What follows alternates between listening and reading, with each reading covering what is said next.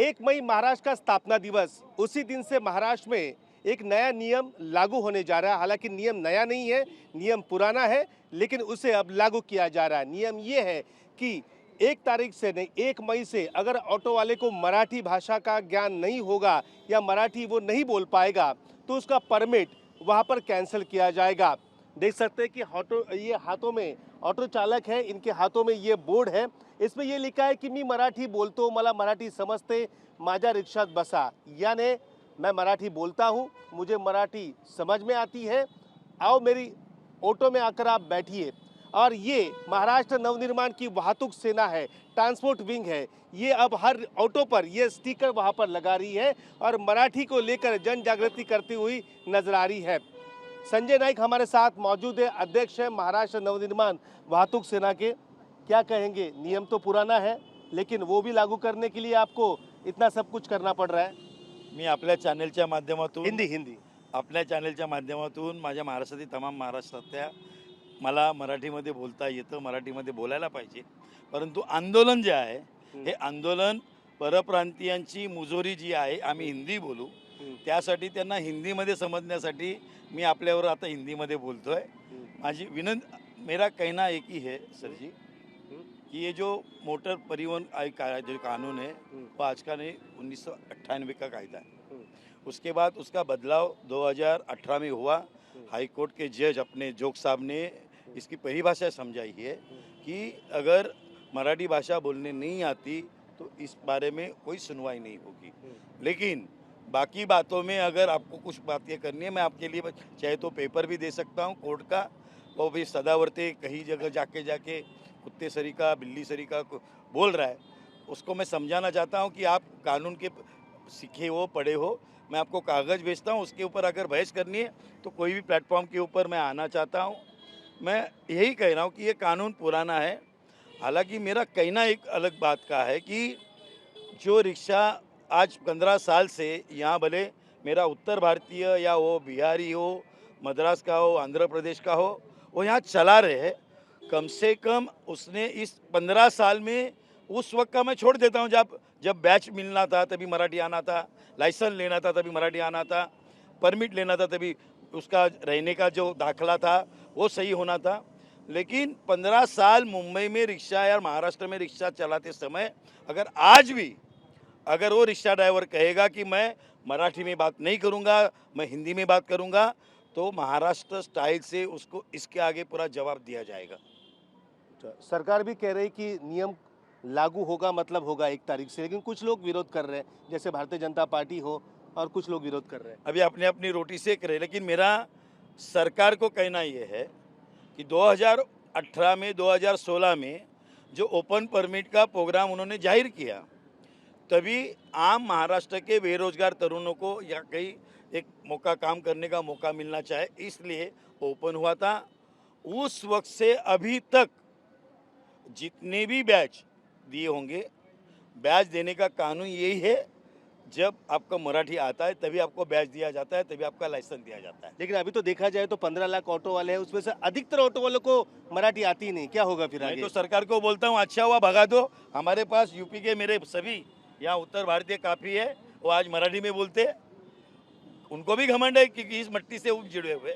अगर जिनको नहीं आना है तो मैं सरकार को बोलता हूँ, जो भगाना चाहते हैं उनको जाने दो. जो रिक्शा है हमारे मराठी जो भाई आज काम करना चाहते हैं उनको दे दो. सब तैयार है ना साहब. लेकिन बात ऐसी है, जो गैर कानूनी तौर के ऊपर, मैंने बीच में एक स्टिंग ऑपरेशन आपको दिखाया हुआ था हम लोगों को, कि अगर बैच और लाइसेंस लेना है तो एक 20,000 रुपया परिवहन खाते का जो एक ये रहता है एजेंट, वो लेके उसको देने के बाद वो मिलता है. बाद में अगर परमिट लेना है तो बेकानून पेपर लगा के 30,000 रुपये देने के बाद परमिट उसको दिया गया है. इसके प्रूफ मैं ऑलरेडी दे चुका हूँ, इसके पहले मैं सरकार को दे चुका हूँ. मतलब परिवहन विभाग में जो गफला चल रहा है, जो भ्रष्टाचार चल रहा है, उसी को लेकर इनको ये परमिट मिल रहे हैं जिनको मराठी आती भी नहीं है. जिनको मराठी आती है उनको संभालना है, जिनको नहीं आती है उनकी वो तहकीकात करे. होना चाहिए. जब शशांक राव साहब इतने बड़े नेता है, उन्होंने भी बात कही कि अगर ऐसे बेकानूनी तौर के ऊपर अगर परमिट दिया होगा तो उसके लिए वो तैयार है. तो मेरा कहना है कि सरकार को प्रताप सरनाईक साहब को कि आप तहकीकात कर लो, मराठी आनी चाहिए तो आनी चाहिए, लेकिन अगर बेकानूनन अगर उसने परमिट और बैच लिया होगा उसके ऊपर कार्रवाई होनी चाहिए। उस जिसने ये कानून बनाया था, जो अधिकारी जिन्होंने लाखों करोड़ों रुपए का भ्रष्टाचार जो किया हुआ है, उनको भी इसकी सजा मिलनी चाहिए।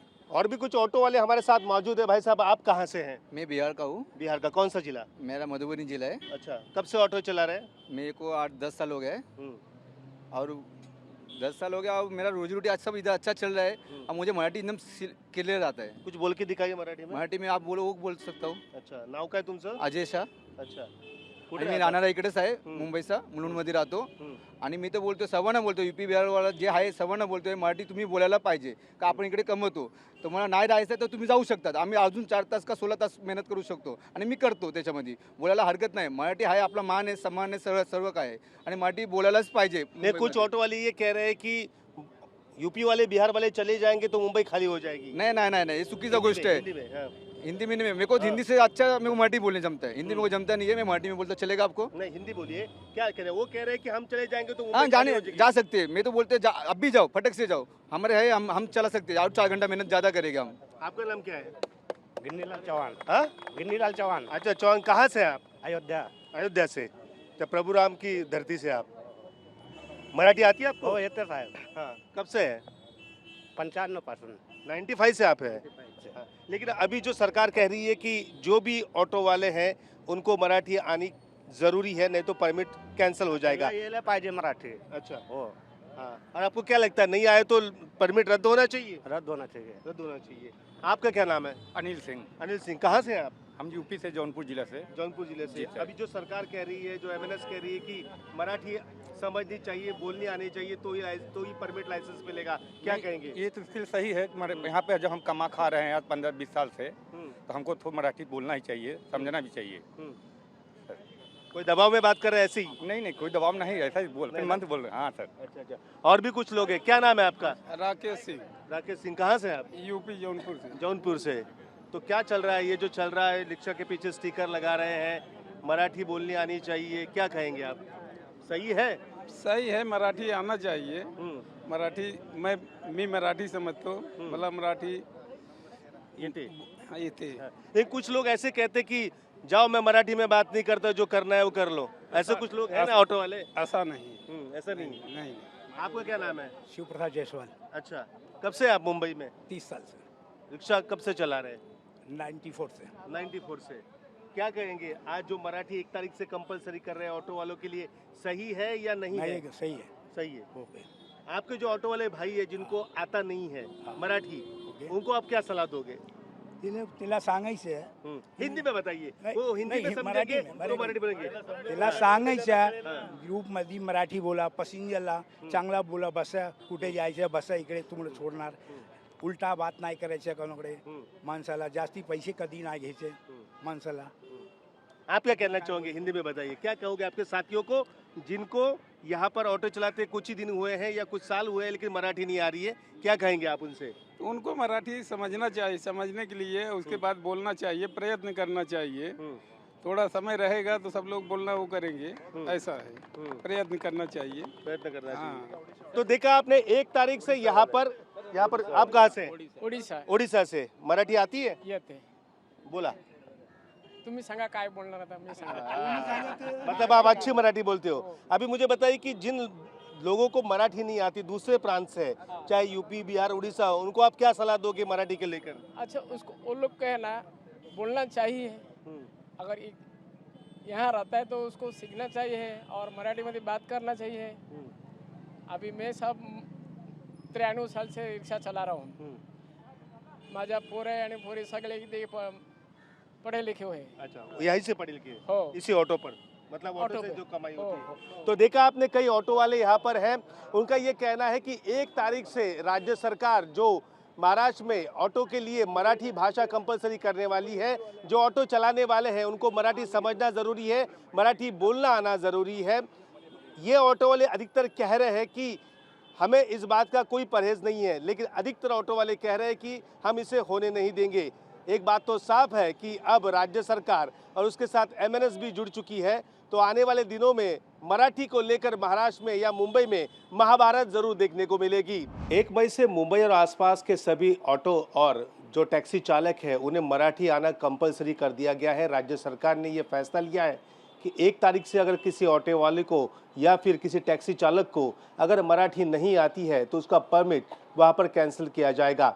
हमारे साथ बात करने के लिए मौजूद है शशांक राव, जो नेता है टैक्सी और ऑटो वालों के। सर, क्या कहना है कि 1 तारीख से जो फैसला लिया है, पहले से ये नियम है कि मराठी आनी ज़रूरी है बातचीत के लिए, फिर भी अब इस नियम को फिर इतनी कड़ाई से क्यों किया जा रहा है, क्या वजह है? ऐसा है कि परमिट जब दिया जाता है रिक्शा या टैक्सी का, तो उसमें जो भी उसको एप्लीकेशन करेगा उनका 15 साल उन्होंने महाराष्ट्र में रहना ज़रूरी है, यानी डोमिसाइल सर्टिफिकेट उनके पास ज़रूरी है। दूसरा पुलिस वेरिफिकेशन, और फिर जो मराठी भाषा है उसका उनको व्यवहारिक ज्ञान आना चाहिए, ऑक्यूपेशनल नॉलेज होना चाहिए, और ये सब जब पूर्तता होती है तभी जाकर उनको परमिट दिया जाता है। तो अब जब उनको ऑलरेडी परमिट दिए गए हैं, वो 4-5 साल से चला रहे हैं, कोई उससे ज़्यादा चला रहे हैं, कुछ लोग तो 20 साल से भी चला रहे हैं, और ये जो निर्णय अभी लिया गया है कि उनको लिखने को, पढ़ने को और बाकी सब आना चाहिए, और नहीं अगर रैंडम टेस्ट होंगे और नहीं अगर आया तो उनके परमिट कैंसिल होंगे, इसका विरोध हमने किया है। ऐसा है कि एक बार आपने जो नियम है, नियम के हिसाब से उनको एक बार परमिट मिल गया है तो वो परमिट की पूरी कालावधि उसको पूरी करनी चाहिए। अगर आपको कुछ नए नियम लाने हैं तो अलग से ना आप नियम लाइए, मराठी के लिए किसी का विरोध नहीं है, लेकिन आप इस तरीके से अगर कोई निर्णय लेते हैं तो जो उनका पूरा व्यवसाय है वो खत्म हो जाएगा, उनका कुटुंब कैसे जिएगा ये प्रश्न है। क्योंकि 15 लाख रिक्शा और टैक्सी चालक महाराष्ट्र में है, और हमें ऐसा लगता है कि ये सब किया गया है सिर्फ कि परिवहन मंत्री जी को जो प्राइवेट कंपनियां हैं, जो एग्रीगेटर्स कंपनी है, बाइक टैक्सीज की कंपनी, इनको फ़ायदा करके देना है। क्योंकि आप अगर देखेंगे कि तो रिक्शा चालक और टैक्सी चालक को परमिट लेना ज़रूरी है, डोमिसाइल सर्टिफिकेट चाहिए, मराठी का ज्ञान होना चाहिए, लेकिन दूसरी ओर ये जितने प्राइवेट एग्रीगेटर्स हैं उनको किसी चीज़ की ज़रूरत नहीं है, उनके ड्राइवर को परमिट लेने की ज़रूरत नहीं, उनके ड्राइवर को डोमिसाइल की ज़रूरत नहीं है, उनके ड्राइवर को कोई पूछता नहीं है कि तुमको मराठी आती है या नहीं आती है। पूरी अलग तरीके से वो काम करते हैं, उनको पूरी आज़ादी है उस चीज़ की। और हम ऑटो रिक्शा और टैक्सी ड्राइवर्स ये पूरा जो भी आपने कहा है, आपके नियम पूरे पालने के बावजूद आप इस तरीके का जब कदम उठाते हैं तो सिर्फ पूंजीपतियों को आप फ़ायदा पहुंचाने के हिसाब से कर रहे हैं। एमएनएस कह रही है कि स्वागत कर रही है वो राज्य सरकार के फैसले का। रिक्शा के पीछे स्टिकर चिपकाए जा रहे हैं कि मला मराठी येते, मैं मराठी जानता हूँ, आओ मेरे ऑटो में बैठो, इस तरीके के स्टिकर। कुछ जगह क्लास ले रही है वो कह रही कि हम लागू करके रहेंगे। ऐसा है कि जो भी नियम लाना है और जो भी नियम लागू करना है वो परिवहन मंत्रालय की जिम्मेदारी है। अगर कोई उनके तरफ से उनके परमिशन के बगैर अगर कोई कुछ कर रहा है तो ये गलत चीज़ है, और उन्होंने इस चीज़ को नियंत्रण में लाना ज़रूरी है। आपको पता ही होगा ये नियम पहले से ही है कि जब परमिट मिलता है तो उससे पहले एक एग्ज़ाम या देनी पड़ती है या नॉलेज होना ज़रूरी है। ये चेक करने की जिम्मेदारी जो होती है वो किसकी होती है? आरटीओ की। लेकिन कहीं ना कहीं करप्शन देके ये परमिट दिए गए हैं, और आरोप ये भी लग रहा है कि डोमिसाइल सर्टिफिकेट 2 साल कोई आता है, 1 साल 2 साल में उसे 15 साल का दाखिला दिया जाता है, तो उसके भी चेक करना काफ़ी ज़रूरी है। मेरा कहना यह है कि 2017 जब से नए परमिट्स खुले तो 2017 से लेकर अभी तक, यानी उससे पहले से भी परिवहन विभाग ये शिवसेना के पास ही रहा है। तो अगर माननीय मंत्री को ऐसा कुछ लगता है तो जितने मंत्री इस खाते के रहे हैं उन्हीं के पक्ष के, उनकी तहकीकात की जाए, और जितने अफसर हैं तब से लेके अभी तक उनकी तहकीकात की जाए। तो पहले अगर कुछ गलत हुआ है, क्योंकि गलत का समर्थन हम नहीं करेंगे, अगर कुछ गलत हुआ है, गलत तरीके से कुछ काम किया है, तो पहले ऊपर से कार्रवाई करो और फिर नीचे तक आइए। चलिए, इस निर्णय के विरोध में आप तो स्ट्राइक नहीं कर रहे, लेकिन विरोध प्रदर्शन कैसा रहेगा, कब से करेंगे? अभी तो फिलहाल सिग्नेचर कैंपेन चालू है। 28 तारीख को माननीय मंत्री महोदय को हम हमारा निवेदन देंगे रिक्शा वालों के सिग्नेचर्स का, और उसके फिर भी अगर ये निर्णय बदला नहीं गया तो फिर 4 मई से पूरे महाराष्ट्र में अलग अलग जगहों पर प्रोटेस्ट होंगे, पीसफुल प्रोटेस्ट होंगे और हम लोगों तक भी, नागरिकों तक भी जाएंगे कि हमारी मांग को वो सपोर्ट करें और उस तरीके से ये पूरा चलेगा। ये थे शशांक राव, नेता, जो ऑटो वाले और जो टैक्सी वाले उनके ये नेता है, यूनियन है इनका ये कहना है कि ये जो फैसला राज्य सरकार ने यहाँ पर लिया है 1 तारीख से ऑटो वालों को और टैक्सी वालों को मराठी कंपलसरी का, ये जो फैसला लिया है ये शायद मंत्री जी ने लिया है, इसलिए लिया है क्योंकि जो निजी कंपनियां हैं उन्हें फ़ायदा पहुंचाने का उनकी मंशा है। कैमरामैन सुभाषित दाम के साथ विनोद जगदाले, TV9 भारतवर्ष, मुंबई।